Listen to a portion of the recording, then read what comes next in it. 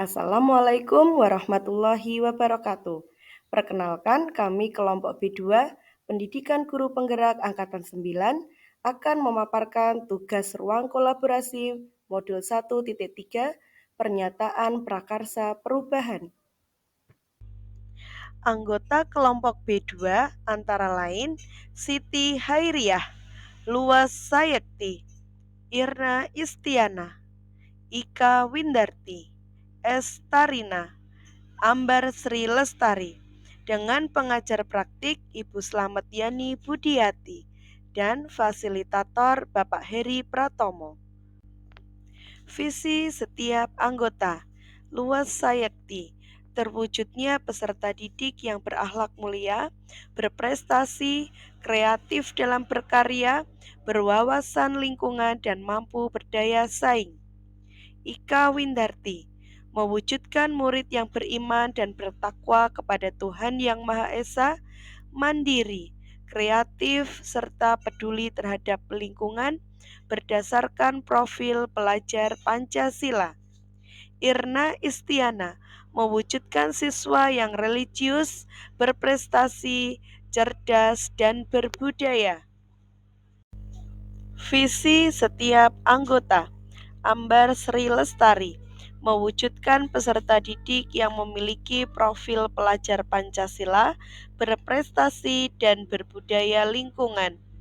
Siti Hairiyah, mewujudkan anak yang cerdas, jujur, sopan, berkarakter sejak dini, dan berkepribadian baik.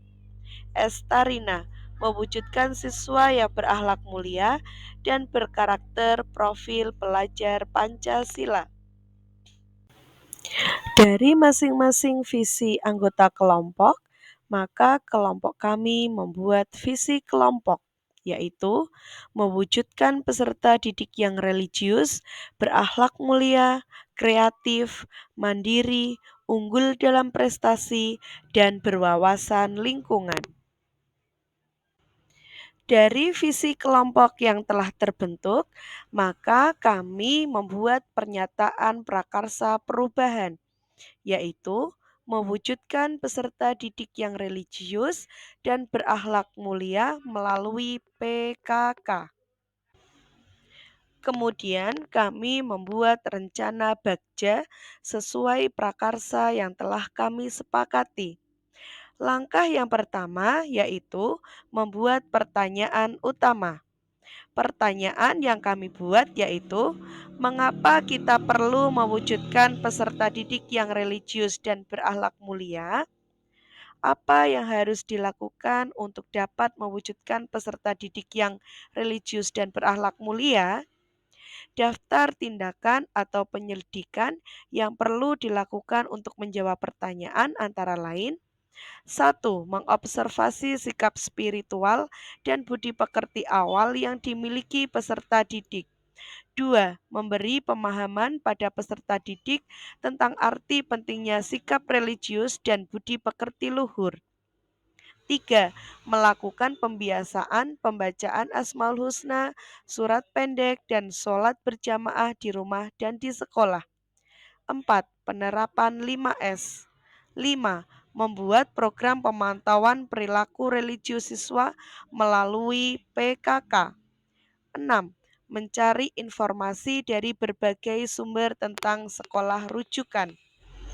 Langkah yang kedua, ambil pelajaran. Pertanyaan yang kami buat yaitu: 1. Siapa yang terlibat dalam penumbuhan pembiasaan sikap religi dan akhlak mulia? 2. Aktivitas apa saja yang bisa mendukung terwujudnya peserta didik yang religius dan berakhlak mulia? 3. Situasi yang bagaimana yang bisa mendukung terwujudnya peserta didik yang religius dan berakhlak mulia? Daftar tindakan atau penyelidikan yang perlu dilakukan untuk menjawab pertanyaan. 1.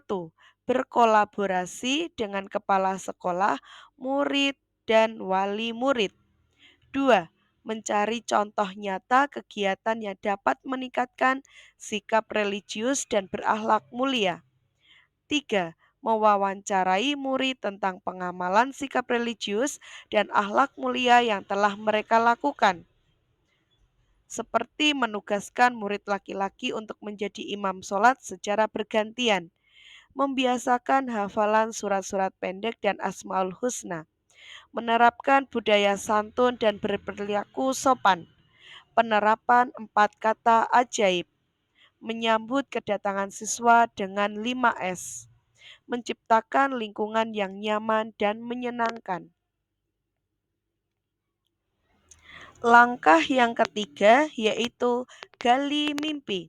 Pertanyaan yang kami buat antara lain, satu, apa kebiasaan baru yang akan dilakukan untuk mewujudkan peserta didik yang religius dan berakhlak mulia? Dua, apa sumber daya atau kekuatan yang ada di sekolah untuk mewujudkan peserta didik yang religius dan berakhlak mulia?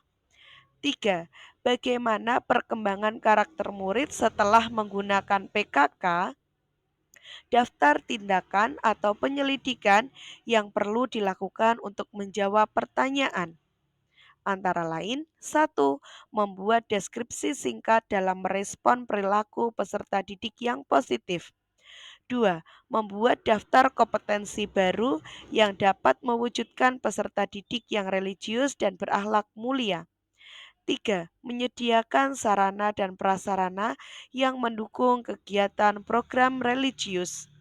Empat, setelah menggunakan PKK, ada peningkatan karakter yang terlihat pada murid, yaitu melaksanakan sholat, bersikap sopan dan santun, hafal surat-surat pendek. Langkah yang keempat yaitu jabarkan rencana. Pertanyaan yang kami buat adalah satu, apa langkah sederhana atau langkah pertama yang bisa dilakukan di sekolah untuk mewujudkan peserta didik yang religius dan berakhlak mulia? Dua, bagaimana cara mengetahui keaktifan orang tua dalam pengisian PKK? Daftar tindakan atau penyelidikan yang perlu dilakukan untuk menjawab pertanyaan tersebut antara lain, satu, memberikan tuntunan dan teladan yang baik, serta melakukan pembiasaan dalam keseharian. Dua, menyampaikan pesan moral dan memberikan apresiasi atas perubahan yang sudah dilakukan. Tiga, membuat jadwal pembiasaan keagamaan. Empat, menanamkan nilai-nilai religi dalam kegiatan pembelajaran. Lima, membuat capaian yang realistis pada PKK setiap bulan. Enam, memeriksa pengisian PKK dengan bukti paraf. Langkah yang kelima yaitu atur eksekusi. Pertanyaan yang kami buat yaitu satu, siapa saja yang mengarahkan dan memantau mengobservasi kegiatan tersebut? Dua, siapa yang akan menjadi tempat bertukar pikir tentang kesulitan yang dihadapi dalam mewujudkan peserta didik yang religius dan berakhlak mulia? Tiga, apa rencana tindak lanjut jika kegiatan tersebut sudah tercapai? Daftar tindakan atau penyelidikan yang perlu dilakukan untuk menjawab pertanyaan tersebut antara lain, satu, berkoordinasi dengan rekan sejawat dan kepala sekolah tentang program yang dilakukan. Dua, wali murid ikut memantau perilaku kegiatan di luar sekolah.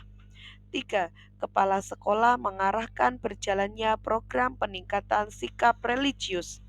Empat, guru melakukan penilaian sikap dengan instrumen yang dipantau setiap hari. 5.